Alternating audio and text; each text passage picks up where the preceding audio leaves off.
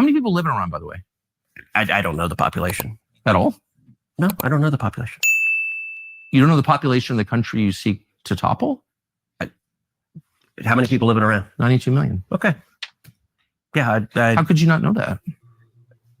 I don't sit around memorizing population tables. Well, it's kind of relevant because you're calling for the overthrow of the government. Why is it relevant whether it's 90 million or 80 million or 100 million? Why is that relevant? Because if you don't know anything about the country... I didn't say I don't know anything about Okay, what's the ethnic mix of Iran? They are Persians and predominantly Shia. Okay, it's not even... You don't know anything about Iran. So okay, I am not the Tucker Carlson expert on Iran. You're a senator who's calling for the overthrow of the government. You're the one who claims anything about the country. No, you don't know anything about the country. You're the one who claims they're not trying to murder Donald Trump. You're the one who can't figure out if it was a good idea to kill General Soleimani, and you said it was bad. You don't believe they're trying to murder Trump. Yes, I do. Because you're not calling for military strikes against them in retaliation. And if you really believe that, we're carrying out military strikes today. You said Israel was. Right, with our help. I said Israel is leading them, but we're supporting them. Well, you're breaking news here because the U.S. government last night denied, the National Security Council spokesman Alex Pfeiffer denied on behalf of Trump that we were acting on Israel's behalf in any offensive capacity. No, we're not bombing them. Israel's bombing them. You just said we were.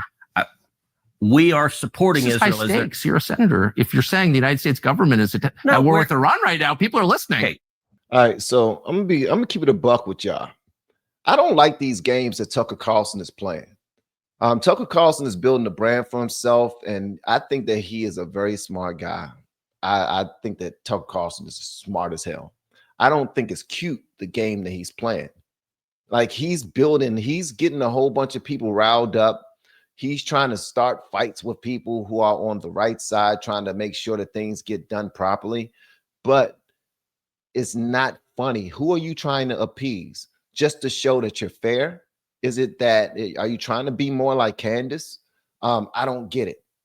Are you trying to burn up everything that you've built just to become more popular? It sounds to me like Tucker is on his sellout tour, in my opinion. And this is the reason why. He's giving somebody a pop quiz, rapid fire pop quiz, trying to figure out what type of people, what nationality of people live in Iran before even considering going to war in that area. He's trying to figure out, do you know how many people are there and all these other things? And I get it. You do want to understand the lay of the land. I had a young lady on my panel last night. Shout out to Anna P. Anna P is Armenian. Her family are Armenian, but she also has family currently living in Tehran right now. Tehran is a part of Iran that Israel just recently let missiles go in, right? Now, apparently, the government over there are extremely crooked, and the people are against what the government stands for. Unfortunately, it's very difficult for people to get out of that region before all hell breaks loose. And in some parts of the country, they are preventing their people from leaving.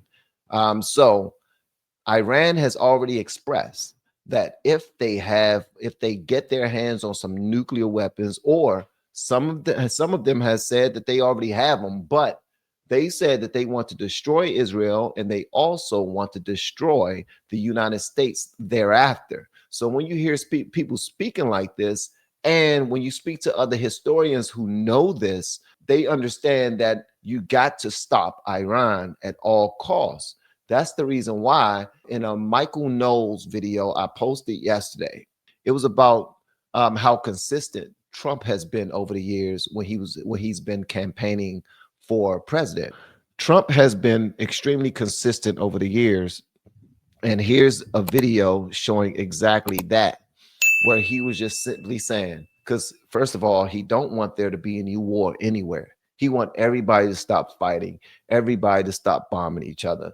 Let's just go ahead and make money together, make love together, spread peace together, and see how long we can live on this daggone earth harmoniously, like with some humanity. Unfortunately, there's too much disdain within these regions and these countries that we don't know anything about. We're not connected to on a personal level. We just know it from afar, way over here, out of reach. You know what I mean? When they're hit, we don't feel it. We don't feel our country shaking or our cities shaking when their cities are hit by missiles. And our children and women aren't being victimized in either of them countries. But at the end of the day, Trump does not want there to be any war whatsoever.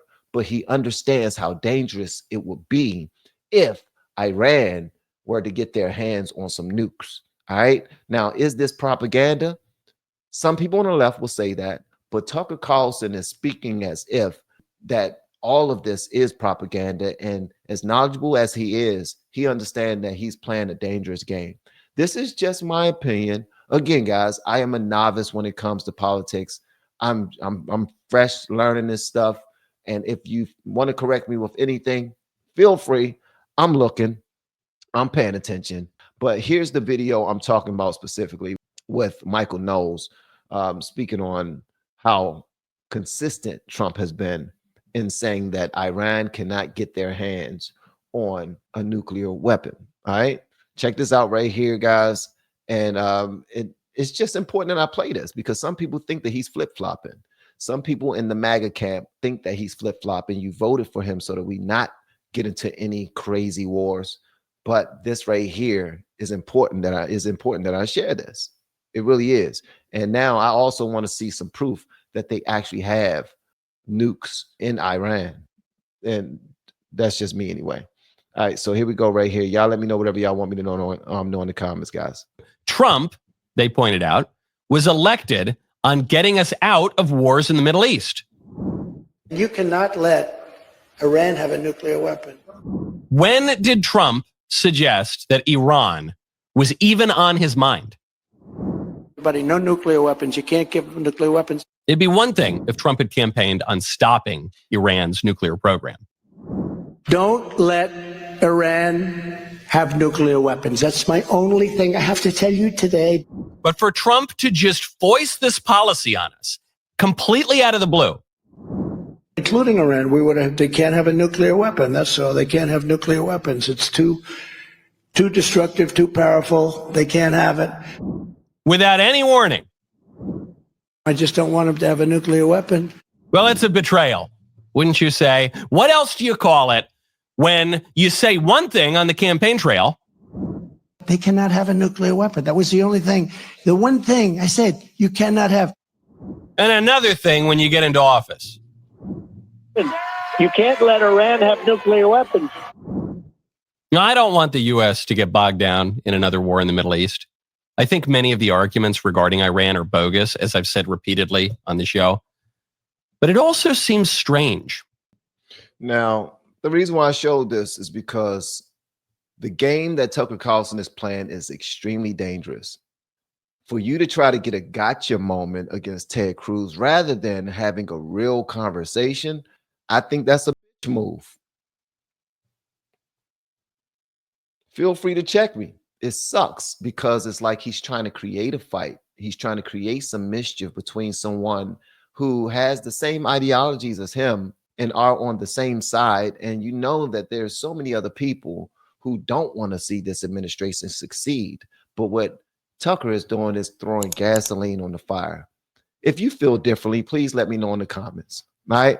We have been helping people grow online. It has been absolutely amazing. We have helped many content creators get from zero to monetization in under 30 days. We even have a couple of these superstars who did it in 1 or 2 weeks. If you want to learn how to do YouTube, I don't care your age, I don't care what skills or talents you have. Trust me, I can help you do it effortlessly. Just reach out to me with the word coach and we can get it done. One more thing.